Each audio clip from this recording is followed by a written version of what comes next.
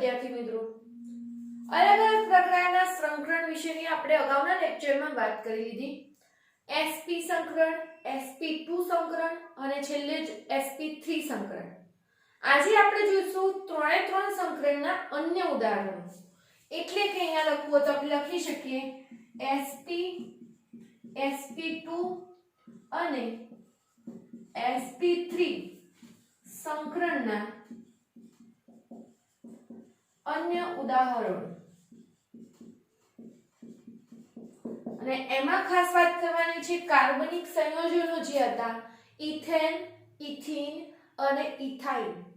આ જે કાર્બનિક સંયોજનો છે તેની અંદર જોવા મળતા સંકરણની મદદથી આપણે આ ત્રણે ત્રણ સંકરણનો જે ખ્યાલ છે એ બરાબર ક્લિયર કરવાનો છે. તો સૌપ્રથમ અત્યારે વાત કરીશું આપણે ઇથેનમાં જોવા મળતું સંકરણ. ઇથેનમાં સંકરણ ધોરણ 10 માં તમે અગાઉ ભણી ગયા છો. ઇથેનનું અણુસૂત્ર પણ ખ્યાલ હશે. ના હોય તો ફરીથી યાદ કરી લેજો. C2H6 ઇથેનનું આપણે સૂત્ર બતાવતા C2H6, અથવા આ જ વસ્તુને લખવી હોય તો આપણે લખી શકતા CH3CH3. ઇથેનનું અણુસૂત્ર આપણે આ રીતે બતાવી શકીએ છીએ. બંધારણ સૂત્ર CH3CH3. તો આ જે ઇથેનનો અણુ હતો C2H6 કહીએ, CH3CH3 કહેતા હતા. તો એની અંદર વાત કરીએ તો આ જે ઇથેનના અણુની અંદર સંકરણ કઈ રીતે થતું હશે એ વસ્તુ આપણે સમજવાનો પ્રયત્ન કરીએ. હવે પ્રથમ વાત, ઇથેનમાં બે કાર્બન આવેલા છે. બે કાર્બન આવેલા છે તો બે કાર્બનની sp3 સંકૃત કક્ષકો અહીંયા ભાગ લેતી હશે સંકરણમાં. તો હવે સમજવા માટે, ઉદાહરણ સમજવા માટે આપણે ખાલી અહીંયા બે ભાગ પાડીએ છીએ કે દાખલા તરીકે ઇથેનનું સૂત્ર CH3CH3 હતું. એક કાર્બન 1 નંબર, બીજા કાર્બનને 2 નંબર કહીએ છીએ. બંને કાર્બનની આપણે આખી કક્ષકો દોરીએ. તો દાખલા તરીકે આપણે અહીંયા ડિવાઇડેશન કરી દઈએ. પહેલા કાર્બન માટેની વાત અને અહીંયા બીજા કાર્બન માટે. તો હવે પ્રથમ કાર્બનની આપણે વાત કરતા હોઈએ તો કાર્બનની ભૂમિ અવસ્થાની ઇલેક્ટ્રોન રચના પહેલા લખીશું. કાર્બનની ભૂમિ અવસ્થાની ઇલેક્ટ્રોન રચના. તો પહેલી તો વાત 1s કક્ષક હશે કાર્બનમાં, પછી આવશે 2s કક્ષક અને પછી આવતી હશે 2p કક્ષક. 2px, 2py, 2pz એ રીતે આપણે 2p કક્ષક દર્શાવતા હતા. સેમ એ જ રીતે આ બાજુ વાત કરીએ તો બીજા કાર્બન માટે વાત કરીએ તો કાર્બનની ભૂમિ અવસ્થાની ઇલેક્ટ્રોન રચના એ પણ એ જ રીતે અહીંયા સેમ લખાશે. કાર્બનની ભૂમિ અવસ્થાની જે ઇલેક્ટ્રોન રચના હતી તે. તો અહીંયા પણ કક્ષક આવશે 1s, 2s અને પછી આવતી હશે ત્રણ કક્ષકો જે આપણે બતાવીએ છીએ 2p કક્ષક. હવે આપણે અહીંયા વાત કરીએ કાર્બન પરમાણુ માટે આપણે કાર્બનનો પરમાણુ ક્રમાંક લઈએ છીએ 6. કાર્બનનો પરમાણુ ક્રમાંક 6 તો કાર્બનની ઇલેક્ટ્રોન રચના થશે 1s2, 2s2, 2p2. આ રીતે આપણે ઇલેક્ટ્રોન એની અંદર કાર્બનમાં દર્શાવતા હોઈએ છીએ. તો દાખલા તરીકે પ્રથમ કાર્બન, આ જે કાર્બન હતું એની ઇલેક્ટ્રોન રચના લખીએ તો 1s2, 2s2 અને 2p2 એટલે આ રીતે અયુગ્મિત ઇલેક્ટ્રોન રહેશે. સેમ એ જ રીતે અહીંયા બીજા કાર્બન માટે વાત કરીએ તો બીજા કાર્બન માટે વાત કરીએ તો એની અંદર પણ 1, 2, 1s2, 2s2 અને 2p2 માં આ રીતે બે ઇલેક્ટ્રોન ભરાયેલા હશે. આ બંને કાર્બનની ભૂમિ અવસ્થાની ઇલેક્ટ્રોન રચના લખી ઇથેનમાં બે કાર્બન આવેલા હોવાથી આપણે સમજવા ખાતર, સરળતા ખાતર આ રીતે બે કાર્બન અલગ કરી અને દર્શાવીએ છીએ જેથી તમે આખું સંકરણનો ટોપિક સરળતાથી સમજી શકો. હવે વાત કરીએ કાર્બનની ઉત્તેજિત અવસ્થા. કાર્બનની ઉત્તેજિત અવસ્થામાં હવે કાર્બનની જે ઉત્તેજિત અવસ્થા હશે એની અંદર શું ફેરફાર થતા હશે એની જો વાત કરીએ તો જે અહીંયા આપણે કહીએ 1s2 એમાં તો કોઈ ફેરફાર નહીં હોય. 2s નો જે આ એક ઇલેક્ટ્રોન હતો, આ 2s નો એક ઇલેક્ટ્રોન ઉત્તેજિત થઈ અને અહીંયા 2p કક્ષકમાં જશે.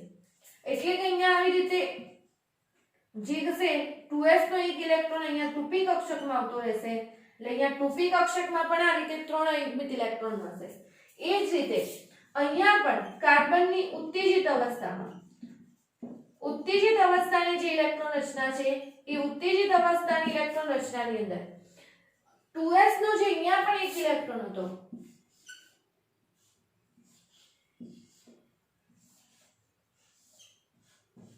1s માં કોઈ ફેરફાર નહીં હોય, 2s નો એક ઇલેક્ટ્રોન ઉત્તેજિત થઈ અને આ રીતે અહીંયા 2p કક્ષકમાં જતો રહેશે. એટલે અહીંયા પણ બીજા કાર્બન પાસે પણ 4 અયુગ્મિત ઇલેક્ટ્રોન મળશે. હવે અહીંયા હાઇડ્રોજન જોડે જે સહસંયોજક બંધ બનશે, હાઇડ્રોજન પરમાણુની જે 1s કક્ષક હશે મિશ્ર થશે, એના પહેલા સંકરણની ઘટના બનશે. આ કાર્બનની જે s અને 3 2p કક્ષકો હતી, એક s અને 3p કક્ષકો એકબીજા સાથે સંમિશ્ર થશે, સમાન આકાર, સમાન ઊર્જા ધરાવતી, સમતુલ્ય ઊર્જા ધરાવતી નવી 4 sp3 સંકૃત કક્ષકો બનાવશે. એટલે અહીંયા પહેલા હાઇડ્રોજનનો પરમાણુ ભાગીદારી નથી કરતો, એના પહેલા અહીંયા એક 2s અને 3 2p કક્ષકો એકબીજા જોડે મિશ્ર થશે અને નવી શું બનાવશે? 4 sp3 સંકૃત કક્ષકો. એટલે આપણને પહેલા અહીંયા મળશે, શું મળશે? sp3 સંકૃત કક્ષક. અને આ sp3 સંકૃત કક્ષકમાં જેમ પેલા 4 અયુગ્મિત ઇલેક્ટ્રોન આવેલા હતા એમ 4 અયુગ્મિત ઇલેક્ટ્રોન હાજર હશે. એ જ રીતે આ બીજા કાર્બનની અંદર પણ આ જ ઘટના ઘટશે.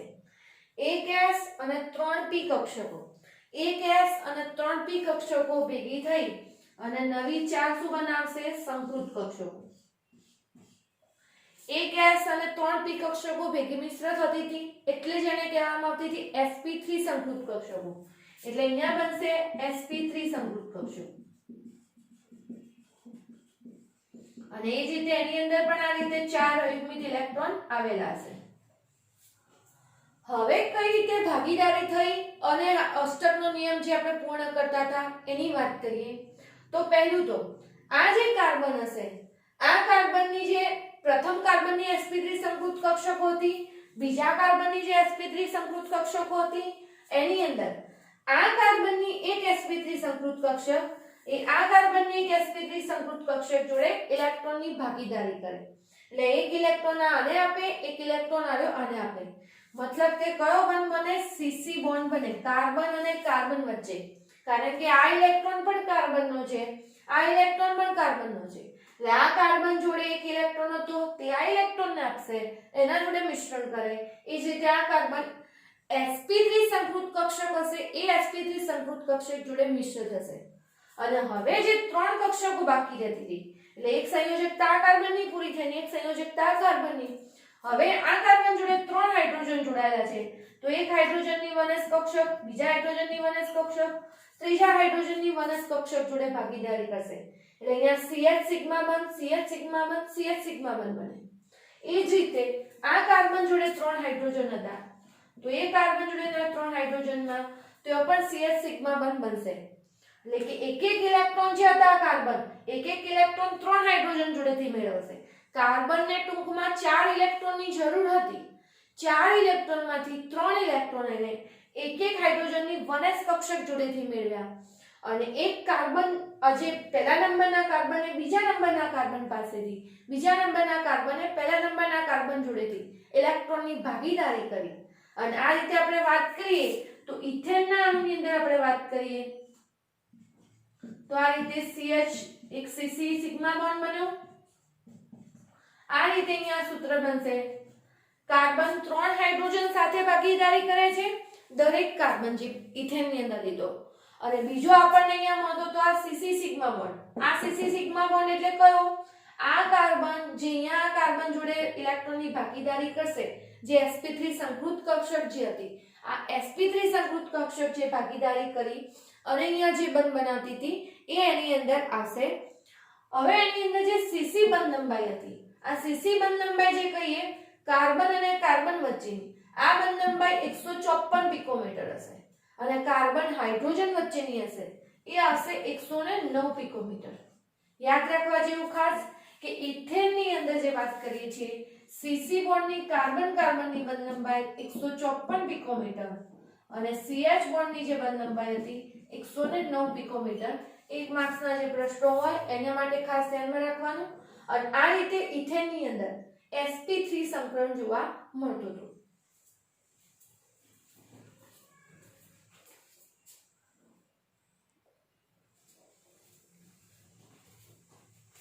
બીજા નંબરમાં વાત કરીએ ઇથિનમાં સંકરણ.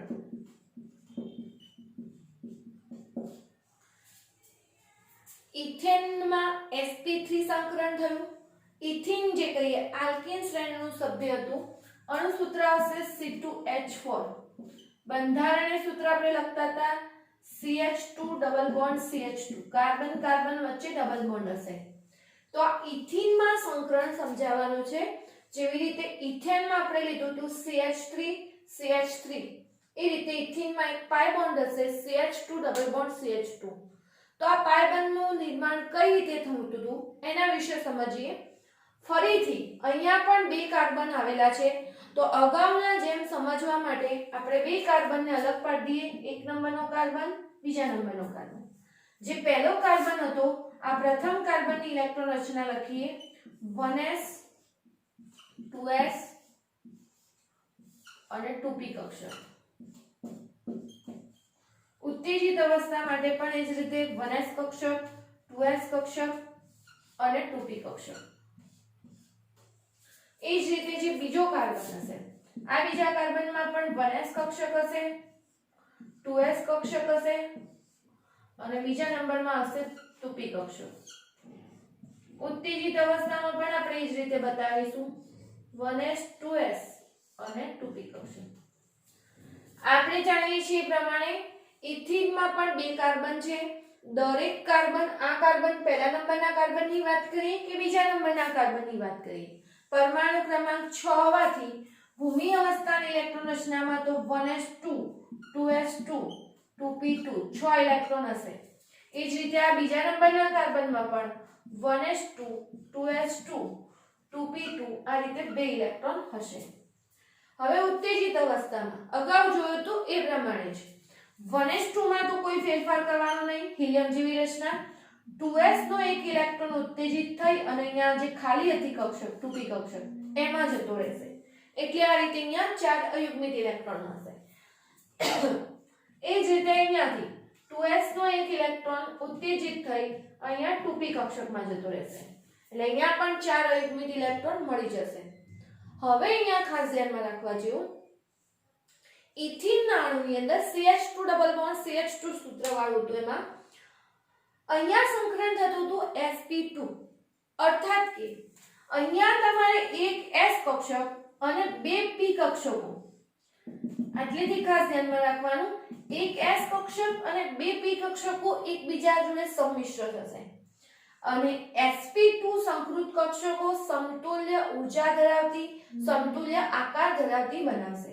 તો અહીંયા મળશે ટોટલ 3 કક્ષકો sp2 સંકૃત કક્ષકો. અને sp2 સંકૃત કક્ષકો કહેવા પાછળનું કારણ એક s અને બે p કક્ષકો મિશ્ર હતી. અહીંયા એક p કક્ષક જે હતી તે સંકરણમાં ભાગ લીધા સિવાયની બાકી વધશે. એટલે આવું આપણે sp3 સંકરણમાં નહોતું થતું. અહીંયા પણ આ કાર્બનની એક આ કક્ષક અહીંયા બાકી વધશે. એ જ રીતે અહીંયા પણ આજે બીજો કાર્બન હશે, બીજા કાર્બનમાં પણ sp2 સંકૃત કક્ષક જ મળશે. એટલે અહીંયા પણ જે મિશ્રણ થવાનું હશે કોનું થશે? એક s અને બે p કક્ષકોનું. એટલે અહીંયા જે તમને મળશે નવી જેટલા પ્રમાણમાં પરમાણુ કક્ષકો મિશ્ર થઈ હોય એટલા પ્રમાણમાં નવી સંકૃત કક્ષકો મળે. તો એક s અને બે p કક્ષકો જોડાય તો અહીંયા આપણને મળશે નવી 3 જ sp2 સંકૃત કક્ષક. અહીંયા પણ જે વાત કરીએ આ જે છેલ્લી કક્ષક કહીએ એ સંકરણમાં ભાગ લીધા સિવાયની બાકી રહેશે. અને જે એમાં ઇલેક્ટ્રોન આવેલા હતા આ કાર્બન માટે વાત કરીએ કે પેલા કાર્બન માટે વાત કરીએ, ઇલેક્ટ્રોનની ગોઠવણી તો એમની એમ જ રહેશે. જે અયુગ્મિત ઇલેક્ટ્રોન દરેક કક્ષકમાં હતા એ અયુગ્મિત ઇલેક્ટ્રોન જે હતા એ પ્રમાણે બતાવવાના રહેશે. પણ અહીંયા જે કક્ષકોનું સંમિશ્રણ થયું તેની અંદર એક s અને બે p કક્ષકો મિશ્ર થઈ નવી 3 sp2 સંકૃત કક્ષકો બની. અહીંયા નવું આવે છે કે આ કક્ષક સંકરણમાં ભાગ લીધા સિવાયની બાકી વધે છે.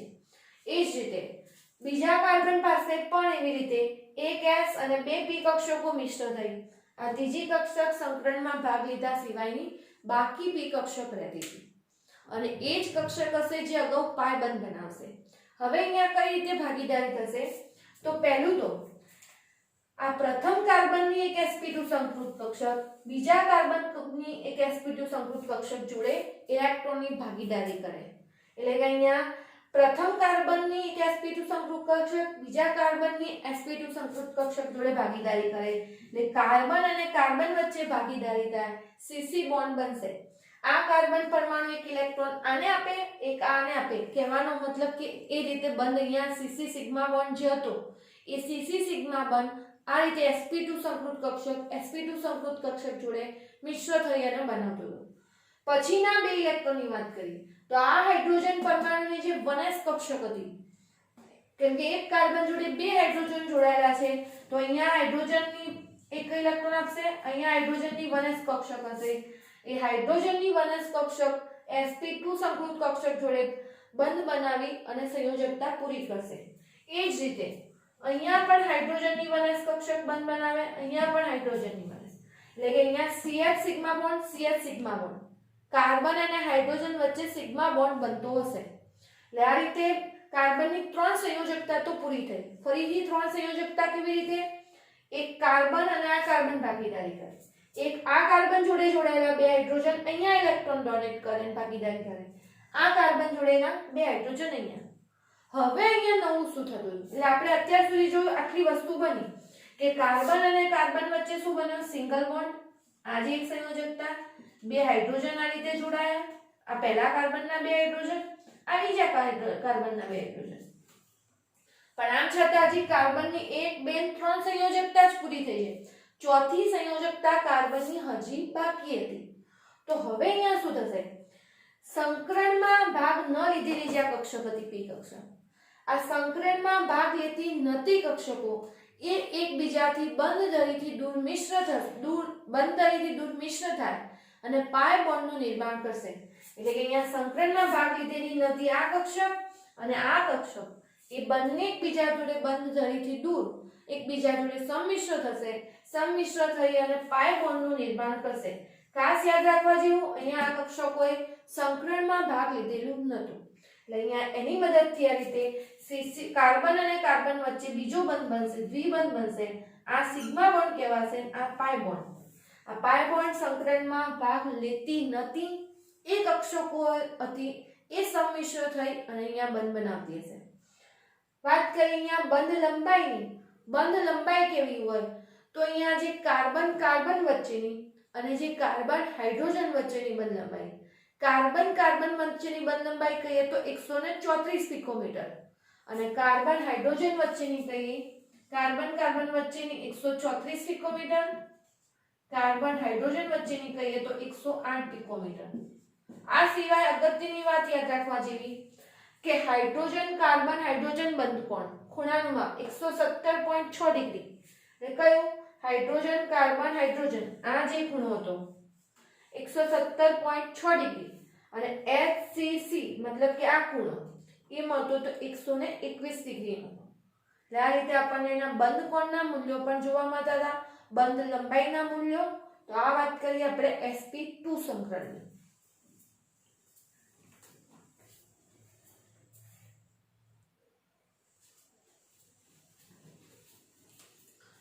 ત્રીજા નંબરે વાત કરીશું હવે ઇથાઇનમાં સંકરણ. ઇથાઇનનું સૂત્ર થશે C2H2 અણુ સૂત્ર. બંધારણીય સૂત્ર કેવું હશે તો CH ટ્રિપલ બોન્ડ CH. આ રીતનું સૂત્ર હશે ઇથાઇનની અંદર.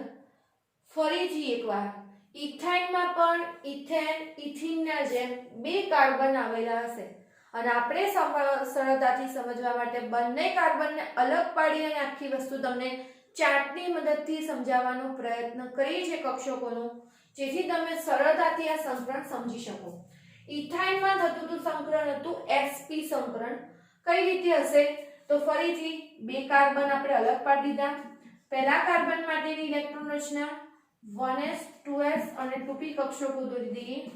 તો 1s કક્ષક 2s કક્ષક અને 3 કહીએ 2p કક્ષકો. સેમ એ જ રીતે અહીંયા બીજા નંબરના કાર્બન માટે વાત કરીએ 1s કક્ષક 2s કક્ષક અને બીજી આવતી હશે 3 2p કક્ષકો. ઉત્તેજિત અવસ્થામાં પણ 1s 2s અને 2p કક્ષક. અહીંયા પણ એ જ રીતે 1s 2s અને 3 2p કક્ષકો. અગાઉ બે વાર આવ્યું આપણે જાણીએ છીએ કાર્બનનો પરમાણુ ક્રમાંક 6. ઇલેક્ટ્રોન રચના પ્રથમ કાર્બનની પણ એ જ થશે, બીજા કાર્બનની એ જ હશે 1s2 2s2 2p2. બીજા કાર્બન જોડે પણ 6 જ ઇલેક્ટ્રોન હતા 1s2 2s2 2p2. આ રીતે અયુગ્મિત ઇલેક્ટ્રોન દર્શાવવાના. ઉત્તેજિત અવસ્થા વખતે 2s નો જે આ એક ઇલેક્ટ્રોન હતો એ 2s નો એક ઇલેક્ટ્રોન ઉત્તેજિત થઈ અને આ જે ખાલી કક્ષક હતી એ ખાલી કક્ષકમાં જશે. એટલે 1s2 માં તો કોઈ જ ચેન્જીસ આવશે નહીં, 2s નો એક ઇલેક્ટ્રોન આ કક્ષકમાં આવી જાય. એટલે આ રીતે આપણને 4 અયુગ્મિત ઇલેક્ટ્રોન મળતા હતા. એ જ રીતે બીજા કાર્બનની અંદર 1s માં તો 2 ઇલેક્ટ્રોન હતા એમને 2s નો આ ઇલેક્ટ્રોન ઉત્તેજિત થઈને આટલે આવતો રહ્યો. આ રીતે અહીંયા 4 અયુગ્મિત ઇલેક્ટ્રોન મળશે. ઇથાઇનમાં હવે સંકરણ થતું હતું sp સંકરણ. નામ ઉપરથી ફરીથી એક s અને એક p કક્ષક એકબીજા જોડે સંમિશ્રિત થશે અને નવી બે સંકૃત કક્ષક બનાવશે. કારણ કે એક s અને એક p કક્ષક જ સંમિશ્રિત થઈ તો નવી સંકૃત કક્ષકો પણ બે જ બનતી હશે. તો આ કક્ષક જે બનશે નવી sp સંકૃત કક્ષક. એક s અને એક p જોડાય એટલે નવી કક્ષક બની sp સંકૃત કક્ષક એ પણ બે હશે. હવે અહીંયા આ બે કક્ષકો જે હશે સંકરણમાં ભાગ લીધા સિવાયની બાકી બચશે. ફરીથી આ એક s અને એક p એ જોડાઈને બનાવી sp3 સંકૃત કક્ષક. આ જે બે કક્ષકો હશે 2px અને 2py કક્ષક કહી શકાય. તો આ જે બે કક્ષકો હશે સંકરણમાં ભાગ લીધા સિવાયની બાકી રહેશે. જે 4 ઇલેક્ટ્રોનની ગોઠવણી હતી એ તો એમની એમ જ રહેશે. એ જ રીતે બીજા કાર્બન પરમાણુ પાસે પણ થશે. બીજા કાર્બન પરમાણુ પાસે પણ એ જ રીતે અહીંયાથી એક s અને એક p કક્ષક. આ બે કક્ષકો છે એકબીજા જોડે સંમિશ્ર થઈ નવી sp સંકૃત કક્ષક બનાવી. અને આ જે બે p કક્ષકો હતી એ સંકરણમાં ભાગ લીધા સિવાયની બાકી રહી. 4 ઇલેક્ટ્રોન જે એમાં આવેલા હતા એ તો એમના એમ. હવે અહીંયા જોઈએ તો સંયોજકતા કઈ રીતે પૂરી થતી હશે, બંધ કઈ રીતે બનતા હશે. આટલે સુધીની વાત તો સંકૃત કક્ષકો બને છે. એક એક સ્ટેપ આપણે સંકરણમાં ભાગ લીધા સિવાયની જે કક્ષકો હતી તે આપણે બાકી વધારતા જઈએ. હવે અહીંયા આ કાપ્યા પ્રથમ કાર્બન પરમાણુ હશે બીજા કાર્બન પરમાણુના ઇલેક્ટ્રોન જોડે, બીજો હશે એ પ્રથમ કાર્બન પરમાણુ જોડે ભાગીદારી કરશે અર્થાત કે બંધ બનશે CC બોન્ડ. પછી વાત કરીએ પ્રથમ કાર્બન જોડે એક હાઇડ્રોજન છે તો અહીંયા હાઇડ્રોજનનો ઇલેક્ટ્રોન હશે એ ભાગીદારી કરશે અને બંધ બનાવશે. એટલે કે અહીંયા જે બંધ બન્યો કાર્બન અને હાઇડ્રોજન વચ્ચે બન્યો, કાર્બન અને હાઇડ્રોજન વચ્ચે. એ જ રીતે અહીંયા પણ આ કાર્બન જોડેથી ઇલેક્ટ્રોન લીધો તો બંને વચ્ચે ભાગીદારી થઈ એક સંયોજકતા તો પૂરી થઈ ગઈ. એક ઇલેક્ટ્રોન આ બીજા કાર્બન જોડેથી આવ્યો, એક ઇલેક્ટ્રોન પ્રથમ કાર્બનનો આવ્યો. અને અહીંયા વાત કરીએ તો એક હાઇડ્રોજનની 1s કક્ષક હતી એ હાઇડ્રોજન 1s કક્ષક જોડે અહીંયા CS સિગ્મા બોન્ડ બનશે. હવે કાર્બનની તો બે જ સંયોજકતા પૂરી થાય છે. તો હવે આ વખતે શું થશે? સંકરણમાં ભાગ ન લેતી આ 2px 2py જે કક્ષકો હતી એ એકબીજા જોડે મિશ્ર થઈ અને પાય બંધ બનાવશે. આ વખતે પાય બંધ હશે બે બનતા હશે કારણ કે અહીંયા કક્ષકો કેટલી છે? બે કક્ષકો બાકી છે. 2px કક્ષક 2px કક્ષક જોડે આ કક્ષક હોય તો આ કક્ષક જોડે મિશ્ર થાય, આ કક્ષક 2py હોય તો 2py જોડે મિશ્ર થાય અને ટોટલ બે પાય બોન્ડ બનતા હશે. એટલે અહીંયા કાર્બન કાર્બન વચ્ચે ટોટલ બે પાય બોન્ડ હશે, એક સિગ્મા બોન્ડ, બે પાય બોન્ડ. બે પાય બોન્ડ કોને બનાવેલા હશે? તો આ સંકરણમાં ભાગ ન લેતી જે કક્ષકો બાકી વધતી હતી એ એકબીજા જોડે મિશ્ર થઈ બંધ ધરીથી દૂર પાય બંધનું નિર્માણ કરશે અને પાય બંધનું નિર્માણ થઈને આ રીતે અહીંયા ટ્રિપલ બોન્ડ જોવા મળતો. એટલે ટ્રિપલ બોન્ડમાંનો એક બંધ તો CC સિગ્મા બોન્ડ, બાકીના બે બંધ હશે CC પાય બંધ હશે એટલે આ રીતે અહીંયા C111C નું નિર્માણ થતું હશે. તો આજે આપણે સમજ્યા ત્રણે ત્રણ સંકરણ.